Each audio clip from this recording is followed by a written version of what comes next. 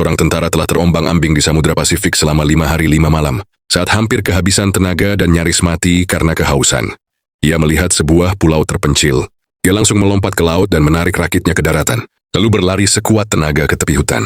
Di sana ia menemukan sebuah cekungan berisi air, dan segera berbaring untuk minum. Setelah merasa cukup, ia melihat beberapa gubuk beratap jerami di seberang.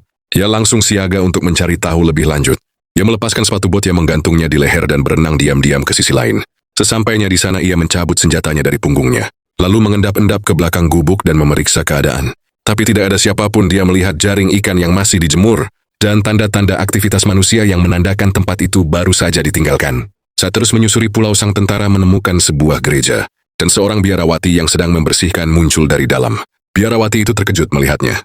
Ini pertama kalinya ia melihat manusia lain dalam 8 tahun terakhir. Setelah tahu tidak ada tentara Jepang di pulau itu, keduanya akhirnya bisa tenang dan masuk ke dalam gereja. Dodichiba bersandar di dinding dan tertidur. Tapi saat malam tiba, tentara itu terbangun dan melihat sang biarawati sedang berdoa sambil berlutut.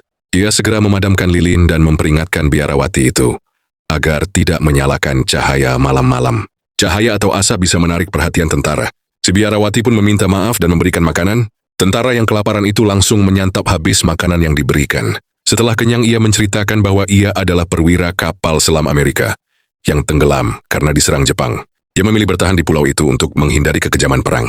Tapi karena makanan sangat terbatas, ia pun mulai berburu dengan keterampilan bertahan hidupnya. Ia menebang bambu lalu meruncingnya dan mengajak si biarawati ke pantai. Mereka mendorong rakit karet ke laut untuk memancing. Tak lama kemudian mereka melihat seekor kura-kura. Mereka mendayung mendekat pelan-pelan. Juriung sentis memasang alat isbakan ke leher kura-kura. Tapi saat ia hendak memamerkan hasil tangkapannya, kura-kura itu malah menyeretnya keluar dari rakit dan ke dalam laut. Si biarawati panik dan mendayung mengejarnya. Untungnya tentara itu mampu mengendalikan keadaan dan akhirnya berhasil membawa kura-kura ke atas rakit. Sesampainya di pantai, mereka menikmati hasil tangkapan itu. Namun tiba-tiba suara pesawat tempur terdengar dari langit.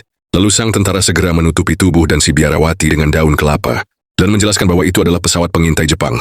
Dan pulau itu kemungkinan besar akan dijadikan pangkalan militer. Mereka pun bersembunyi di dalam gua, lalu pulau itu dibombardir.